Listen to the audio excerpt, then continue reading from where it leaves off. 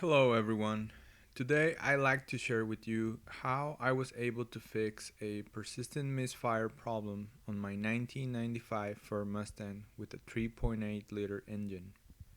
This information could be helpful for any Ford with a 3.8 engine and even any car in my opinion. So the problem with this car was that it ran fine sometimes, but sometimes it would hesitate, misfire, and feel like it had lost power, especially under acceleration. Unfortunately, there were no trouble codes stored related to this problem. The check engine light never came on. The first thing I replaced on this car was the fuel filter, and although it felt better, it did not fix the problem. I ran some tests on the fuel system and everything checked out okay. So the fuel pump and pressure regulator were out of the question at this point. In my opinion, it was not possible to be a mechanical problem, meaning that it was not related to compression, because the problem and symptoms were intermittent. So the next step for me was moving to the ignition side.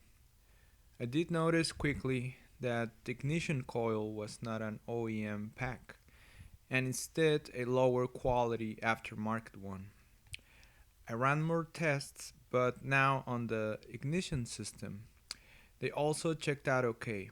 They showed proper spark and resistance numbers.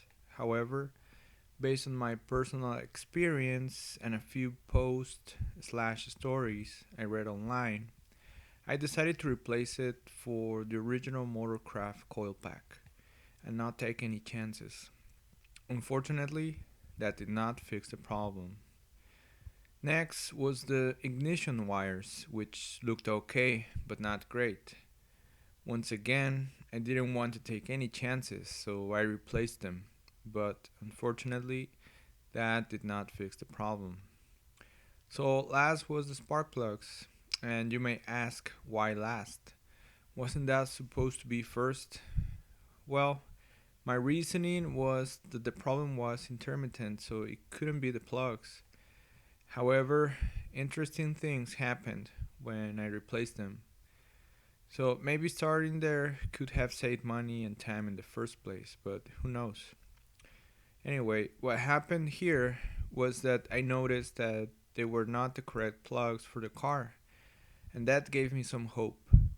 But unfortunately, after replacing them with also the correct Motorcraft plugs, it did not fix the problem.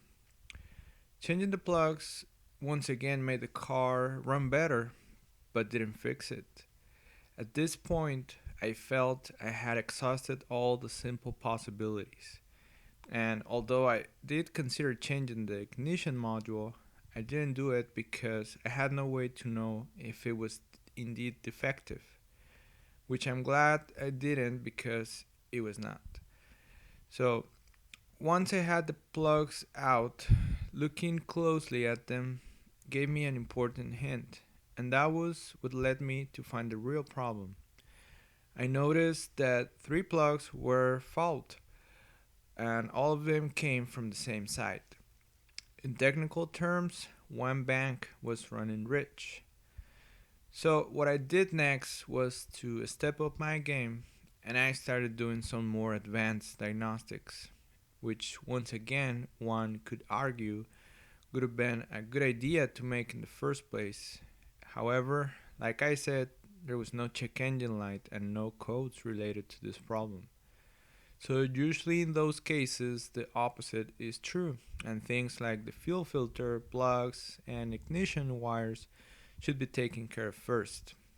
But anyway, the solution came when I was able to analyze the data that was being sent to the PCM, and I noticed that the information coming from the O2 sensors was garbage. In computer and programming jargon, we had a garbage in, garbage out problem here. The car's PCM makes fuel mixture adjustments based on these sensors, and these were malfunctioning. They were making the car run really bad.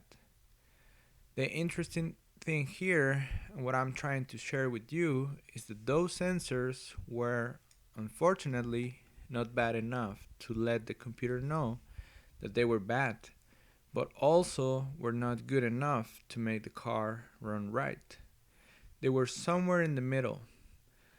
Later, I learned that they're referred to as lazy sensors. The car just couldn't run right with these sensors, and the computer didn't know that they were bad, so it never turned the check engine light on or throw any codes. The fix in this case was to replace all four oxygen sensors. It's also a good idea to always check all related wiring to areas that are having problems first. If you're wondering how I was able to get this data, I used my laptop and a USB interface to stream that information from the PCM to my laptop. But any scanner with that functionality should be enough. What's more important, in my opinion, is to be able to correctly interpret that data.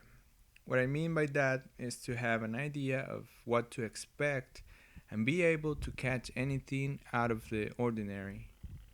In this case, the graphs of my O2 sensors were flat lines when they were supposed to be spiking up and down. Also, the scanner would show how the car would go in and out of closed loop operation, those two being the signs of the problem the car was having. So I hope this information was helpful, that it saves replacing parts in vain, and that you consider this type of diagnostics when dealing with these kind of problems. Please share with us anything you'd like to add or ask. Thank you.